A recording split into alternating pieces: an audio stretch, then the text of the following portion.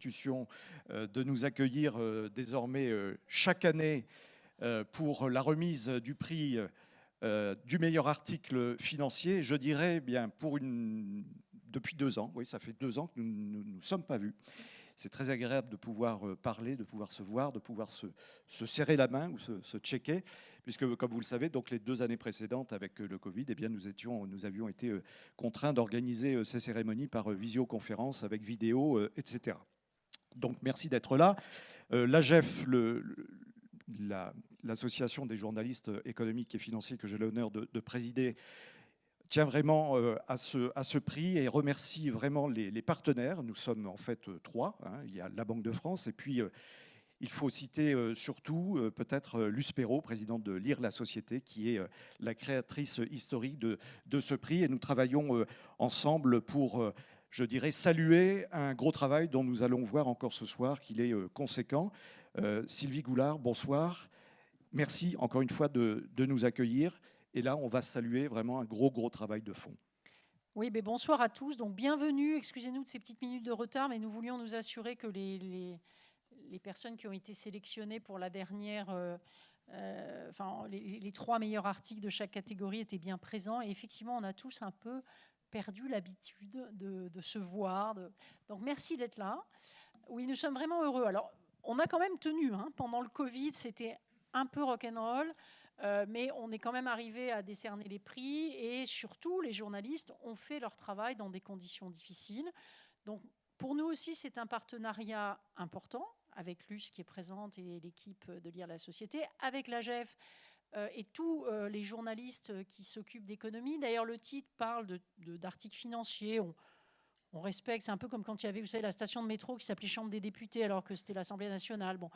Mais ce qui est certain, c'est que la variété, la richesse des sujets qui nous ont été envoyés montre à quel point l'économie est une matière vivante et à quel point aussi la finance est en arrière-plan d'un certain nombre d'actions, je dirais, de la vie réelle, de l'économie réelle, etc. Donc on est chaque année très content de cette brassée d'articles, du fait que nous avons eu cette année à même organisé une présélection entre nous pour travailler de manière très professionnelle et précise. Et avec, je tiens à le dire, parce que parfois on peut penser, quand on voit les médias, d'où viennent les journalistes, que nous ne pensons ni à la presse écrite, ni à la presse francophone, non française, etc. Ce n'est pas le cas. Nous avons eu des bonnes contributions de l'ensemble des régions françaises ou de titres qui reflètent la diversité de la francophonie.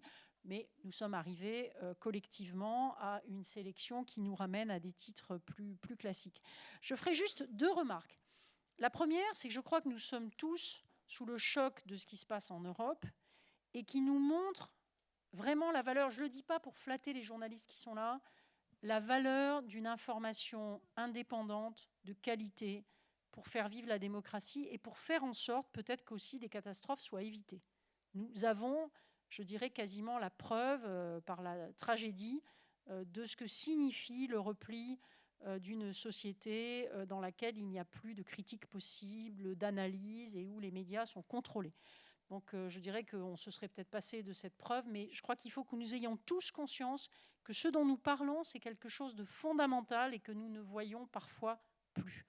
La deuxième chose, c'est que nous l'avons vu encore dans la réunion que nous venons d'avoir, à quel point l'actualité est mouvante et à quel point il est difficile d'être un bon journaliste, parce que ce qu'on écrit un jour sur des phénomènes qui sont des phénomènes de longue durée, que ce soit la géopolitique, la mondialisation, l'économie, la finance, peut se retrouver infirmé ou en tout cas sérieusement mis en cause par l'enchaînement de l'actualité. Mais c'est aussi, je dirais, la grandeur de la tâche des journalistes. Donc en décernant ce prix, nous avons eu conscience de cette importance et nous avons essayé de faire de notre mieux. Je rappelle que les candidats peuvent envoyer des articles qui sont parfois du mois de juillet dernier, septembre, etc. Et que donc évidemment, nous avions eu d'ailleurs ce problème aussi quand le Covid avait été d'un coup était arrivé chez nous en mars 2020, de la pertinence d'articles ou pas. Et nous essayons toujours de juger les articles à la date à laquelle ils ont été écrits. Voilà, je ne dis pas plus, mais un grand remerciement à tous ceux qui se battent parfois sous les bombes ou avec le risque d'être emprisonnés pour nous informer. Et donc, on va passer aux jeunes. Oui, on va commencer par la catégorie jeunes journalistes. Donc, si vous n'avez pas lu le règlement, il y a 2 catégories effectivement pour bien distinguer. Les jeunes journalistes ont moins de 40 ans et les journalistes confirmés ont plus de 40 ans. Mais les jeunes peuvent être aussi tout aussi confirmés. Et bien sûr, l'un ne va pas sans l'autre et nous allons voir la qualité.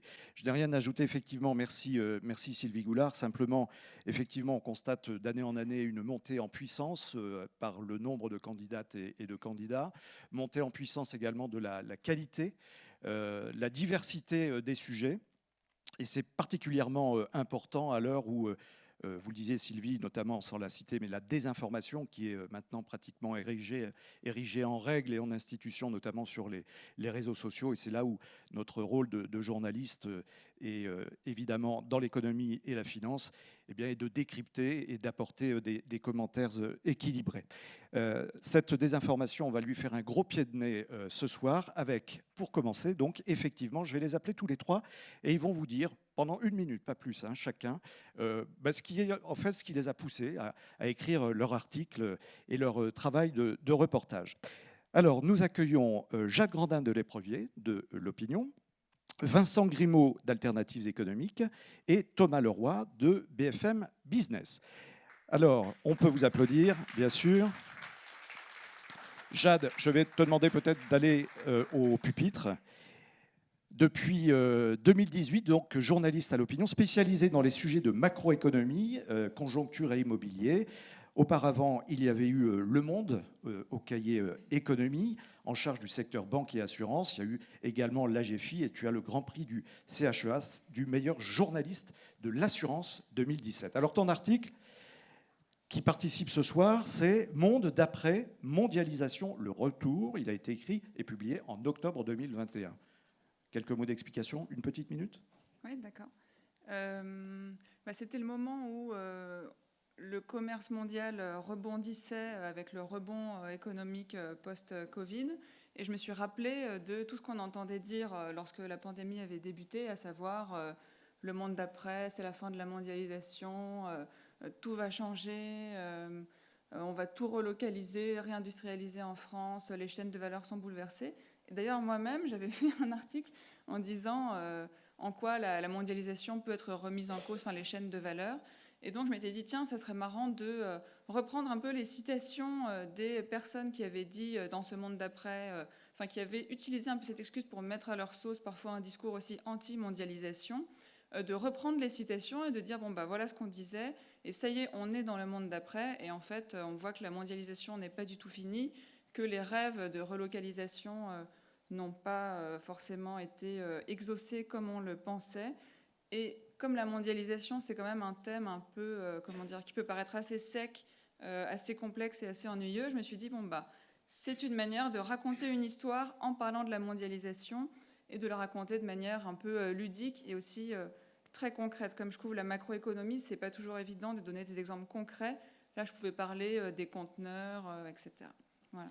Merci pour ces explications. Quelques applaudissements avant peut-être d'autres tout à l'heure, on ne sait pas, hein, on verra.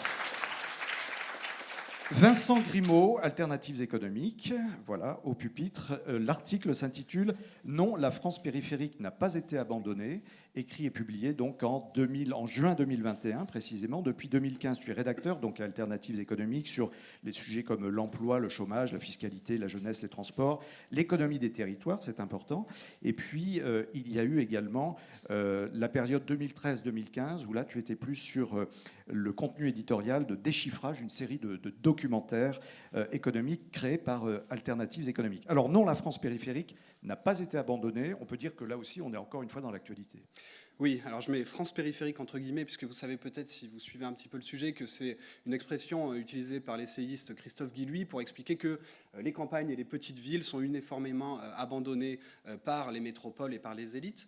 Et le problème de cette théorie, c'est qu'elle a été reprise évidemment dans un contexte électoral par notamment les candidats d'extrême droite, et elle finit par infuser dans les campagnes, et c'est ça mon plus gros problème, c'est qu'elle finit par être admise par les gens qui finalement se disent eh bien on est abandonné, donc après tout pourquoi continuer d'essayer de faire des choses parce qu'on est abandonné. Et donc cet article montre qu'il y a des flux financiers publics, des flux publics et des flux privés qui rééquilibrent largement le territoire avec des métropoles notamment qui sont contributrices nettes via les prestations, via les impôts et l'ensemble des prélèvements obligatoires, et qui, par le jeu de la redistribution, viennent abonder les territoires ruraux. Et donc, l'article voulait rappeler un petit peu tout ça pour se dire quoi ? Pour se dire que on a un enjeu d'abord à bien connaître ces flux pour mieux les comprendre, et pour comprendre que quand on fait une réforme de la protection sociale, on fait aussi une réforme territoriale, et donc par extension dire qu'il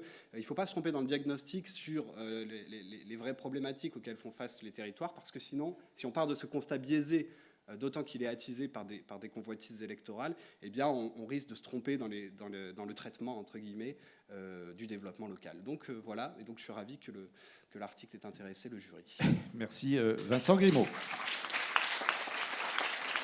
Thomas Leroy, BFM Business. Alors là, c'est un article, on sort de la presse écrite, hein, on est sur le site de BFM Business. Transition énergétique, la France en terrain minier, c'est très important, daté de décembre 2021.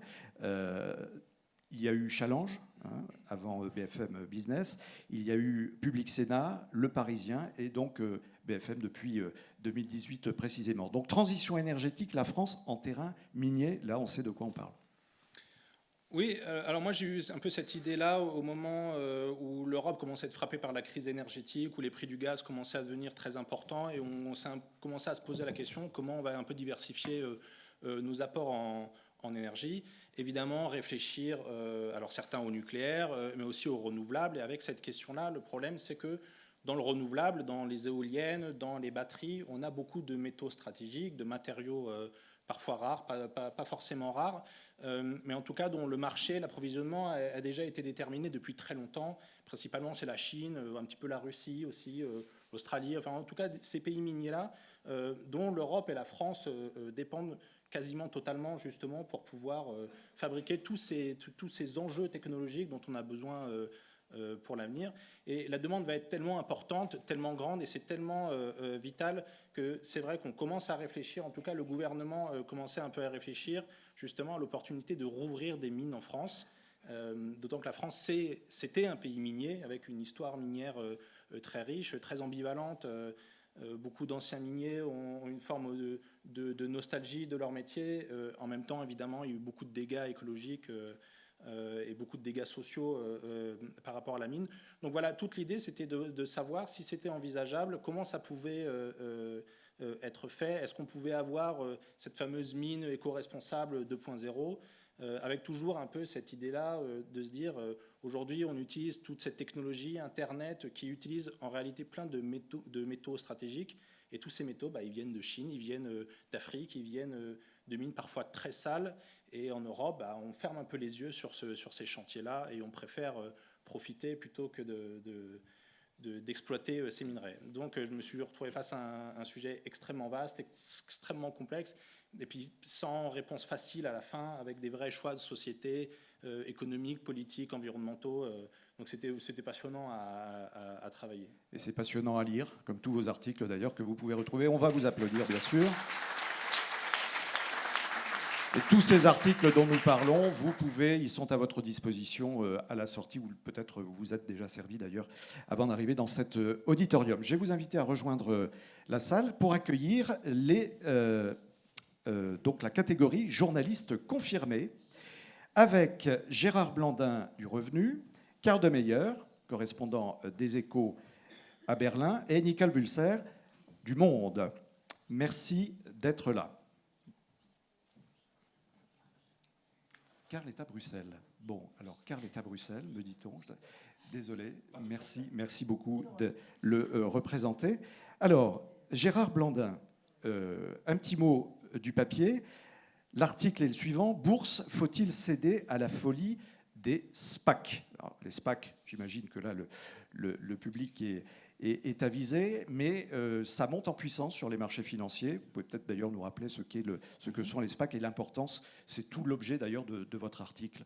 Je rappelle que vous êtes depuis novembre 2021 directeur des rédactions et du web du groupe Le Revenu. Voilà. Et le parcours vous a mené notamment chez Option Finance, La Vie Française, La Vie Financière, dont vous avez été directeur adjoint de la rédaction. Voilà, c'est dit. Alors, les SPAC. Oui, les SPAC, en fait, il y a eu une vague qui a commencé en 2020, qui a énormément grossi en 2021, et au mi-temps de cette année, l'année dernière, donc, je me suis dit qu'il y avait vraiment un sujet qui était intéressant, parce que justement, cette vague commençait à déferler en Europe. Alors, les SPAC, qu'est-ce que c'est? Donc, c'est un acronyme qui veut dire Société d'acquisition à usage spécial. Donc, c'est en gros des coquilles vides qui sont vendus entre guillemets par un parrain prestigieux, ancien chef d'entreprise, ancien banquier d'affaires, et qui décide de lever des fonds sur le marché et de choisir une cible, généralement dans la transition énergétique, dans les nouvelles technologies, et donc de faire coter immédiatement ce véhicule. Ce véhicule a 2 ans pour trouver une cible dans le non coté. Et ensuite, quand il l'a trouvé, il fusionne, qui fait en sorte que justement la société acquise se retrouve cotée ipso facto. Et donc, je me suis dit qu'il y avait un vrai sujet parce que les SPAC commençaient à arriver en Europe avec des têtes d'affiches prestigieuses, des personnes qui venaient de Lazare, comme Mathieu Pigasse, l'ancien patron de Sanofi, la famille Pinault, la famille Arnault. Et les SPAC, en fait, le sujet est très intéressant parce qu'il est très complexe. C'est-à-dire, en 2 ans, une SPAC concentre absolument tout ce qu'on peut imaginer comme ingénierie financière. D'abord, il y a une création. Ensuite, il y a une augmentation de capital avec des bons de souscription. Il y a une introduction en bourse. Ensuite, il y a une recherche de cible. Il y a une acquisition. Ensuite, il y a une fusion. Si ça marche, le titre reste coté. Si ça ne marche pas, il y a une liquidation. Et ensuite, il peut y avoir aussi une OPA à la sortie, comme ça a été fait pour la pionnière en France qui s'appelait Media One dans la production audiovisuelle. Donc en 2 ans, ce type de société concentre toute l'ingénierie financière qu'on peut imaginer. Et donc évidemment, l'objet, c'était essayer de faire un papier pédagogique pour restituer toute cette ingénierie financière et la mettre à la disposition du lecteur particulier qui n'est pas forcément au courant de toutes ces problématiques. Voilà, et donc le papier, j'espère que j'ai réussi à le rendre plus compréhensible. Voilà, et puis essayer aussi de donner quand même un avis, parce que je travaille au Revenu. Le Revenu, c'est un journal de conseil, et donc forcément il y avait des particuliers qui se posaient la question: est-ce que je suis les introductions en bourse? Et le papier faisait en sorte de faire comprendre que c'était plus des véhicules pour les professionnels que pour les particuliers. Et œuvre de pédagogie. Merci beaucoup. Gérard Blandin. Alors, Karl Demeyer. Pardon, Karl, il y a eu tellement de villes dans ta carrière que j'ai raté la dernière étape. Non pas Berlin, bien sûr, mais correspondant à Bruxelles. Depuis 2021, donc depuis l'année dernière, de 2003-2015, c'était Bruxelles, Berlin, New York également. Il y a eu dans le parcours, pour bien préciser. Et cette année, tu as été nommé membre du conseil d'orientation de l'Office franco-allemand pour la jeunesse. Alors, l'article est le suivant: Business Story, Angela Merkel, un long règne inabouti. C'était dans les Éco-Weekends de septembre 2021. Petit mot. Oui, donc c'était un reportage le long du Rhin à l'occasion des législatives allemandes de septembre 2021. Et j'ai voyagé de la frontière suisse jusqu'à la frontière néerlandaise pour faire comme ça, par petites touches impressionnistes, tenter du moins un bilan des années Merkel. 16 ans au pouvoir. Et ce qui m'a frappé, c'est qu'elle a acquis, comme vous le savez tous, une immense popularité en Europe et dans le monde. Mais beaucoup des gens que je rencontrais, des patrons de PME, des économistes, le patron du Handelsblatt à Düsseldorf me disait: oui, quelqu'un de remarquable sans aucun doute, mais le pays est mal préparé à la décennie qui s'ouvre. On a de gros déficits technologiques. Le Covid l'avait révélé. Les crues dans la vallée du Rhin de juillet 2021 l'ont révélé aussi. De gros dysfonctionnements. Donc voilà, reportage qui se voulait une lecture un peu critique de ces années. Et c'était une suite aussi, puisque l'année précédente, j'avais fait un reportage le long de l'Elbe, de la frontière tchèque vers Hambourg, à l'occasion des 30 ans de la réunification. Voilà, donc c'était un petit peu un diptyque. Peut-être qu'un jour, il y aura un triptyque. C'était ça le concept. Merci beaucoup. Merci Carl de Meyer. Et Nicole Vulser, Le Monde, on ne présente plus, spécialiste de l'économie, de la culture. Alors cet article s'intitule « Les adaptations littéraires font leur cinéma ». Il a été publié en juillet 2021. Oui, ça a été publié en juillet 2021 parce que c'était le grand retour de Cannes, du festival de Cannes. Et donc chaque année, une de mes problématiques, c'est de trouver un sujet intéressant qui concerne à la fois la finance et à la fois le cinéma quand arrive le festival de Cannes. Et là, j'ai été servie par l'actualité de manière splendide, vu que Gallimard montait les marches 9 fois. C'est-à-dire qu'il y avait 9 livres qui étaient publiés par Gallimard, qui étaient adaptés et qui faisaient l'objet d'un film. Donc je me suis dit, c'est formidable. Donc l'idée était de comprendre comment marchait ce marché absolument méconnu du grand public. Donc je suis allée voir, bien évidemment, la personne en charge des adaptations littéraires chez Gallimard et chez tous les confrères. Et c'est extrêmement intéressant, c'est vraiment fascinant. Certains auteurs refusent catégoriquement d'être adaptés, d'autres en sont absolument ravis. Et du coup, j'ai plongé dans l'histoire du cinéma. Et par exemple, Marguerite Duras disait, mais c'est vraiment une trahison. Adapter un livre, c'est une aberration totale. Si un jeune homme voit un jour Moby Dick qui a été adapté, au cinéma, il ne comprendra rien à la saveur absolue du livre de Moby Dick. Donc, il a raison. C'est une évidence. Et en même temps, Marguerite Duras disait, mais finalement, quand même, mes livres seront adaptés parce que ça me rapporte quand même beaucoup d'argent. Donc, il y a toujours un peu ça, quoi. Mais certains refusent catégoriquement, d'autres non. Donc, c'était un peu cette histoire que je voulais raconter. Et c'était absolument palpitant. À la fois cette plongée dans l'histoire et le fait de rencontrer à la fois les cinéastes et les romanciers. Merci beaucoup, Nicole Vulser. Merci. Passionnant aussi, l'économie de la culture. Plein de sujets passionnants, c'est ce que je disais. Un éventail vraiment très, très diversifié avec les deux côtés du spectre de l'analyse. Je vais vous inviter à rejoindre le public. Et Sylvie Goulard, on ne va pas faire durer le suspense plus longtemps. On va commencer par les jeunes journalistes et vous allez nous annoncer donc le ou la gagnante. Voilà, donc je dois dire qu'on a beaucoup hésité et que les sujets que vous avez tous abordés, mais je ne le dis pas juste pour consoler, dans les deux catégories, c'est très difficile de choisir entre des styles d'écriture, des sujets qui sont en fait tous intéressants. Vous l'avez entendu à l'instant quand ils ont présenté leur travail. Donc j'ai l'honneur d'appeler comme lauréate cette année Jade Grandin de l'Éprevier.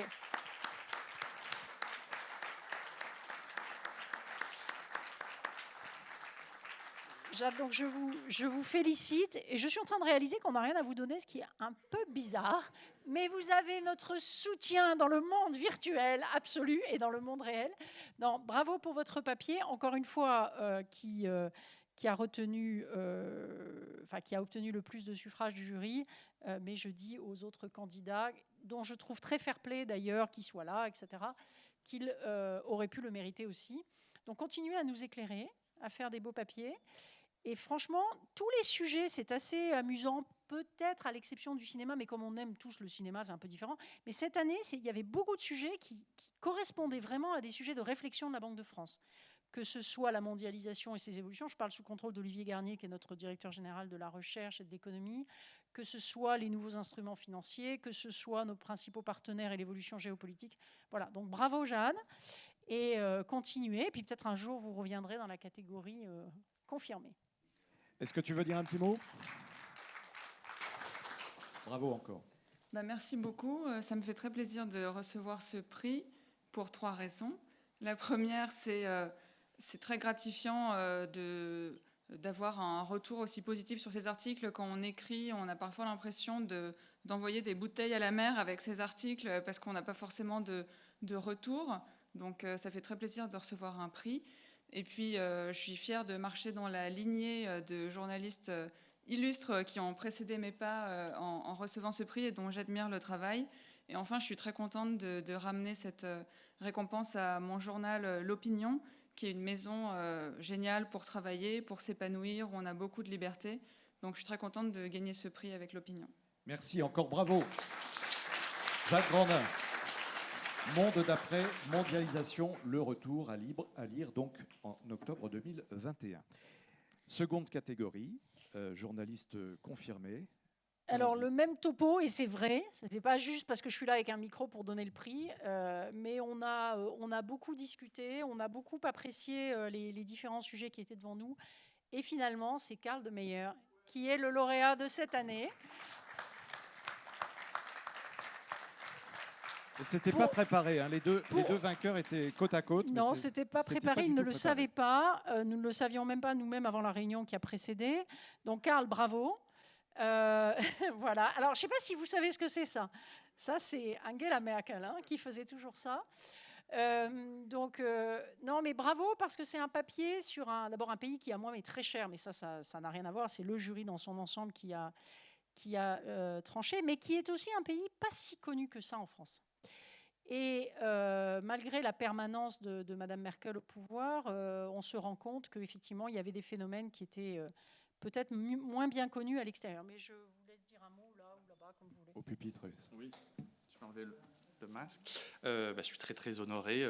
Comme Jade, effectivement, je marchais dans les pas de confrères et consoeurs que nous aimons beaucoup et qu'on lit avec très grand plaisir. C'est très, très gratifiant, comme tu l'as dit, Jade.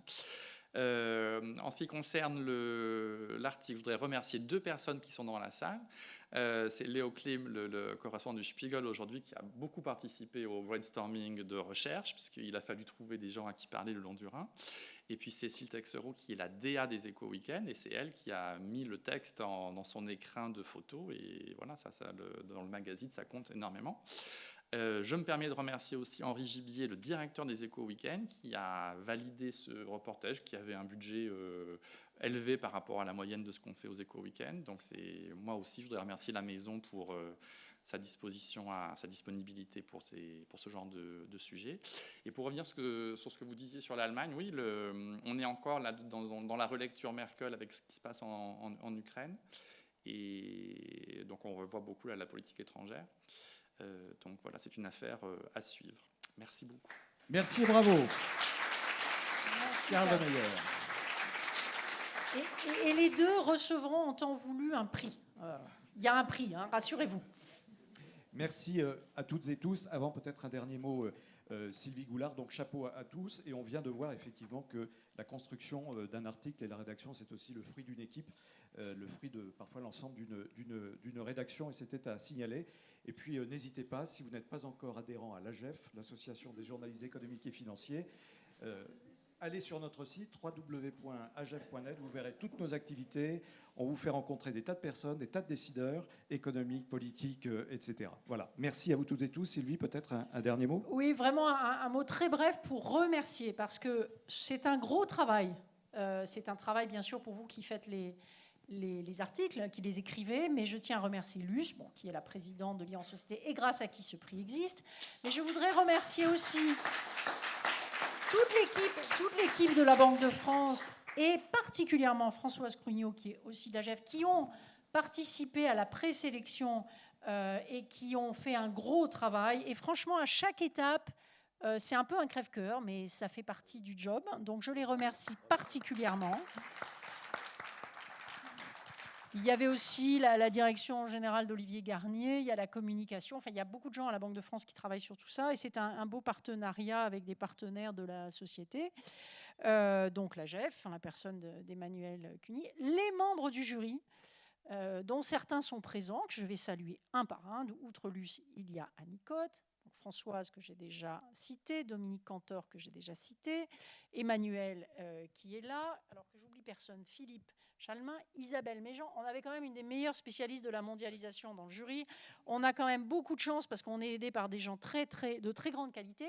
Et tout le monde a contribué. Et il y en a 4 qui n'ont pas pu être là ce soir, mais qui nous ont dit de vous transmettre leurs félicitations et que je ne citerai pas. Et maintenant, je vous invite à aller prendre un verre, ça existe encore. Et oui. C'est le monde, Eh oui. je ne sais pas si c'est le monde d'après, mais enfin, en tout cas, il y a un peu de, C'est le monde de ce soir. convivialité, voilà, enfin, le monde de ce soir.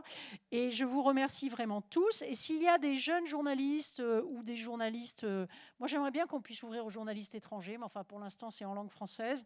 Mais en tout cas, les correspondants étrangers à Paris font aussi un travail remarquable, y compris pour suivre une campagne en ce moment qui est un petit peu complexe. Donc merci à ceux qui ont fait l'effort d'être là et on vous dit à tous à l'année prochaine. On fait une petite photo de groupe peut-être Ah ben volontiers, avec final, tout le monde, voilà. avec tout le monde et le jury et tout le monde. Voilà. Merci à vous toutes et tous.